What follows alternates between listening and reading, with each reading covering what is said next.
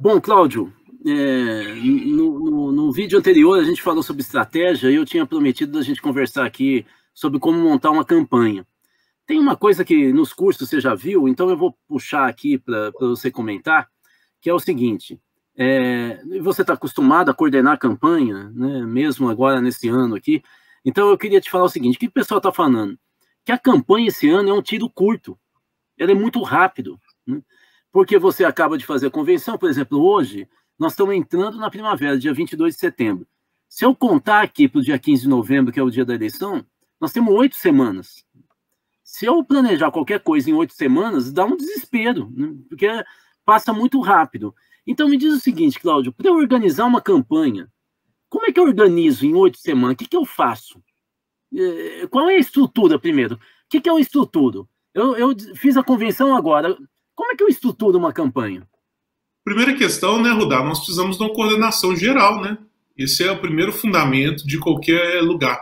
É aquele conceito de que na hora que o incêndio estiver acontecendo, acabou a luz do meu prédio, voltou. Na hora que o incêndio estiver acontecendo, eu preciso saber quem que eu recorro e principalmente a quem que eu chamo na hora da dificuldade, né? Então nós E precisamos essa coordenação, você acha que tem que ter muita gente, pouca gente? Qual o perfil? Rudá, basicamente uma campanha ela tem três eixos fundamentais, né? Primeiro, a figura do coordenador geral é fundamental. É aquela pessoa de confiança do candidato que, na hora que ele tiver em um evento, falando no microfone e tiver que tomar uma decisão, esse coordenador geral é que vai falar onde que apaga o fogo primeiro, né? Aquela brincadeira do incêndio, né? Se ficar todo mundo gritando fogo, não resolve, morre queimado. Então, precisa do coordenador geral. Abaixo dele, nós precisamos, primeiro, de uma coordenação política, que é a pessoa que vai buscar os apoios, articular os grupos, fazer essa questão mais estratégica. Segundo, é uma coordenação operacional, porque uma campanha se faz com documentação, se faz com conta bancária, se faz com arrecadação, contratação de materiais. E o terceiro é o que eu falo de mobilização. A mensagem do candidato precisa chegar. Então, a mobilização, antigamente, ela ficava dividida com marketing, com estratégia. Hoje, como é uma campanha muito relâmpago, você precisa ter quase que em tempo real comunicação e mobilização conversando, para poder a comunicação mudar muito rápido, sentir o que está acontecendo e tomar uma decisão estratégica. Então, quem hoje em dia faz essa mobilização está diretamente ligado com a linguagem de comunicação que vai ser adotada, né? Tá, então você está falando de uma estrutura de novo de exército, né? Tem um comando, não tem um monte de voz, tem um comando e tem os seus oficiais que vão comandar áreas, né? E que também tem que ser respeitado porque é tiro curto, né? Mesmo numa campanha mais participativa, que se trabalha com coletivos, esse coletivo precisa eleger principalmente representantes, né?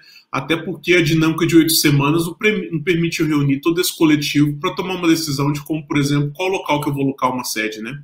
Não, tá certíssimo. E aí, Cláudio, vamos pensar o seguinte, uma coisa que tem que ficar claro é o seguinte, vereador, a forma mais fácil de organizar uma campanha de vereador é ele lembrar que ele não é cargo majoritário. Portanto, ele não tem que falar para a cidade toda. Eu sempre digo, olha, candidato a vereador vai fazer, escolha os bairros ou o bairro onde você percebe que você tem mais força e tem mais chance de crescer. E aí, trabalhe por quarteirão. Se possível, trabalhe fazendo visita todo final de semana e conversando, vai o teu pessoal antes e conversa primeiro para saber quem apoia quem, se já ouviu falar no candidato, sem o candidato aparecer. Logo depois, ele pode, no dia seguinte, na semana seguinte, só bater palma onde ele tem apoio, porque você já marcou casa por casa, onde é que as pessoas falam, não, esse cara eu conheço, ou, não, olha, o partido dele é bom, eu já ouvi falar. Ou então aquele, não, mas eu gostaria de ouvir. Esses vale a pena. Cara que fala, de jeito nenhum. Esse cara aí é do partido tal, eu ouvi falar. Não bate aquilo que você falou. Para que eu vou ficar dando murro em ponta de faca? E aí, faz a visita, conversa, a hora que você vai embora da casa da pessoa, chega um apoiador e fala, nós somos uma campanha que não tem recurso, eu quero saber se o senhor apoia a gente. Se apoiar, eu dou um material. Se ele aceitar, é hora de falar. Quantas pessoas tem a sua casa? O senhor acha que vota nele? É a hora da contabilidade. É assim que a gente começa a projetar a chance de ganhar a eleição. Esse negócio de ficar, eu fui na festa do boi não sei do quê, né? Eu fui no casamento não sei de quem. Como é que você garante que no meio de uma festa a maioria que está lá vai votar em você? O que você fez? Você subiu no boi? O que você fez? Deu um beijo no padre? Né? Então, assim, a gente tem que ter um pouco de cuidado com isso, novamente ao foco, e essa ideia de que a campanha é coisa de profissional, não é amador dando tapinha, é você ter cálculo, porque é um objetivo, é uma guerra, essa é a ideia que eu queria te dizer. Te propor, e aí? Basicamente, campanha de vereador, nós estamos falando de 20 candidatos por vaga em média nas cidades, né? Tem cidades que essa média é até maior. Se for olhar um vestibular aí bem concorrido, está nessa faixa, né? Então é extremamente complicado. A grande questão na campanha de vereador é que eu tenho 2 modos de trabalhar. 20% dela é aquele camarada que é o showman, que é o tiririca da vida, que é reconhecido, que o próprio nome dele já se carrega e as pessoas já conhecem ele. O trabalho dele, basicamente, ele sabe fazer que essas pessoas saibam que ele está candidato. 80%, que é a grande maioria das pessoas, eles precisam fazer o que eu falo que é o voto mais pessoal que existe, que é o do vereador. O vereador é aquela pessoa que as pessoas têm uma ideia de uma espécie de um despachante. Aqueles que são mais ideológicos, e essa pessoa leva a mensagem, leva a bandeira, e aqueles que são menos ideológicos, que é aquela pessoa que ele vai socorrer na hora das dificuldades. Então, o grande segredo da eleição de vereador é matemática, numérico. Você precisa mapear o seu público, ter uma equipe para poder chegar onde for, principalmente quanto maior a cidade, mais equipe precisa para fazer a multiplicação. E o principal, 90% das pessoas vão acabar fidelizando e decidindo o seu voto na última semana. Então você faz as visitas prévias para poder ter um banco de dados, levar a sua mensagem, criar uma boa imagem, mas na reta final você precisa ter uma equipe, principalmente para que as pessoas saibam o seu número. Eu tenho casos, eu mesmo já fui candidato uma vez que muitas pessoas vieram para mim depois e falaram assim, poxa, eu gostava de você, eu vi você, aquela bochecha sua rosada, queria votar em você, mas eu não sabia o seu número. Então isso foi uma falha da minha organização que não soube levar e fidelizar essa pessoa. Então esse é fundamental. Então, você falou uma coisa, o vereador é o cara que pode ser meu amigo. E se eu sou um cara lascado, que para sobreviver eu tenho que ralar pra caramba, e sempre indo mais ou menos, na época de eleição, eu acho que é isso que você está falando, aparece o candidato, não é a hora de eu falar, você segura aí as pontas para mim? Quer dizer, é porque tem gente, eu estou te falando isso, Cláudio, porque tem gente que fala assim, mas trocar favor, pedir coisa, ao invés de tentar mudar a vida, mas se uma pessoa, ele sempre viveu desse jeito, numa situação difícil, nunca teve oportunidade, se o pai e a mãe dele também, se o avô e a avó, onde que está a expectativa dele? A hora que vem o candidato que vai pedir algo em troca, que é o voto, não é hora dele pedir algo também? Eu queria só dizer que isso é da natureza dessa vida no Brasil tão desigual. As pessoas não têm que ficar com raiva. Pode, talvez, no papo, falar, olha, mas além disso, tem outro caminho, tem outras coisas que a gente pode fazer. Mas se você começar a pegar uma ideia de muita transformação, tenha certeza, ele vai estar meio desconfiado. Será mesmo? Esse cara está falando, mas onde que tem isso? Né? Então, a gente tem esse equilíbrio. É verdade. Geralmente as pessoas, eu falo muito que é um investimento o seu voto, né? Tem pessoas que investem a curto, médio e longo prazo. Você investe a curto prazo naquilo que você não tem segurança e precisa de um retorno rápido. Você investe a médio prazo naquilo que tem um certo grau de risco, mas que você tem um conhecimento que te leva a confiar.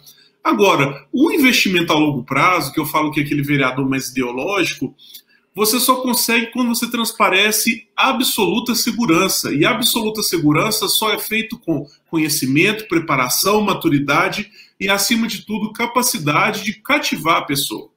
Por isso que eu falo que uma estratégia bem feita de campanha, ela começa, em primeiro lugar, em saber quem é o candidato e o que ele quer para aquela eleição, né? Então, fazer um santão... eu diria mais ou menos o seguinte, Cláudio, talvez ajude um pouco isso, que a gente trabalha muito com isso. Que talvez uma campanha de tiro curto como essa, de 8 semanas, a gente poderia dividir a campanha em 3 partes. A primeira parte é a apresentação, tipo, essa é a minha vida. Você pode fazer pequenos vídeos, ter gente que te apoia falando, mas você pode fazer um santão, que é aquele texto um pouquinho maior, pode ser frente e verso, com a tua foto, teu número, falar de onde que você veio e atrás do que você propõe. Talvez esse seja o momento inicial. Formar grupos de apoio, ver qual casa te apoia e começar a criar consistência. Quer dizer, se eu estou num bairro e tem alguém que me apoia, tem alguma coisinha, ou a pessoa fala, não, ele já tem candidato. 3, 4 casas para frente, a mesma coisa. 3, 4... Criou volume. Lembrando, o brasileiro não gosta de jogar voto fora. Ele não vota em quem parece fraco. Portanto, fique de olho. Fique de olho. O cara quer ver se você é forte. Forte é gente, material de campanha. Você pode falar, nossa, mas aí só rico. Não. Você pode não gastar muito, mas você tem que ter presença. Segundo momento da campanha é a guerra. Esse é o momento da inteligência. É o momento que nós vamos entrar mais ou menos lá pelo dia 10 de outubro, aí começa a bater o desespero. Porque tem muito candidato, como você falou, e aí os caras precisam se segurar o seu quinhão, não é? É o momento da guerra. Então, há duas posturas clássicas nesse momento da guerra, principalmente para candidato a prefeito. Uma é a tal da escada. Você está vendo na pesquisa que você não está em primeiro lugar, mas você está no bolo. O que você faz? Ataca o primeiro. Se ele responder, você polariza. Isso chama escada em político. A outra possibilidade é você estar quase na frente ou estar na frente. A postura é outra. A postura é, já sou eleito. Já começa a falar como eleito, e isso cria uma imagem junto ao eleitor de que você está preparado e é você mesmo que é o candidato. E trata o outro com desdém. O Lula fez muito isso, por exemplo, com o Serra. Ele mais ou menos já falava com Alckmin. Ele já falava como eleito.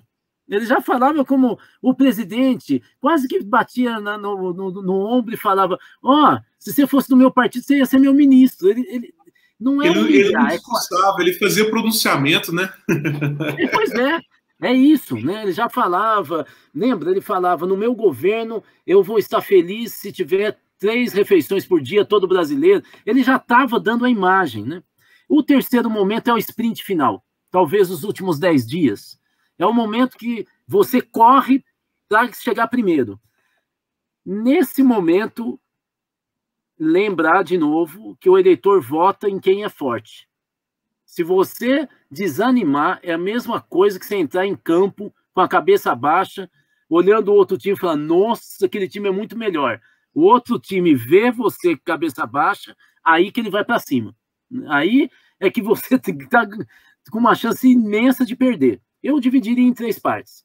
Agora eu falei uma coisa que você conhece bem, e eu queria que você falasse um pouquinho para a gente, talvez, para a gente terminar esse aperitivo aqui, esse bate-papo aí, dos cursos que a gente vem desenvolvendo, das consultorias, para a gente dar uma dica aqui para o pessoal, meio rapidinho. E pesquisa, Cláudio? Pesquisa entra na montagem da campanha quando e para quê? Que tipo de pesquisa? Como eu leio uma pesquisa? Ô, Rudá, eu brinco muito que campanha eleitoral é como se fosse o pátio do colégio, ou então aquela praça que todo mundo reúne no final da tarde, né? Por quê? Você tem que ter consciência que o seu candidato, ou até você mesmo se for candidato, tem que ser o assunto do dia. Que seja bem ou que seja mal. Você tem que estar na pauta. Por quê? Isso evita você perder um espaço de ocupar. Por isso que, às vezes, você faz a polarização com um determinado candidato. Porque você corta o espaço de crescimento de um adversário. E aí, na hora que chega no momento da reta final, é que você vai poder destacar, porque todas as atenções vão estar voltadas para você. Quem é de oposição vai olhar para você como um candidato que vai derrotar a situação, e quem é de situação vai olhar para você e vai ver como um candidato capaz de manter o projeto. Onde que entra a pesquisa? Ela te dá exatamente o que as pessoas estão querendo ouvir naquela eleição. Qual que é o assunto da novela? Não adianta você ir para um show de rock e querer tocar música clássica. Não adianta você ir, por exemplo, para uma eleição que as pessoas estão com medo de perder o emprego e querer discutir questões subjetivas da qualidade de vida, meio ambiente. As pessoas estão com medo.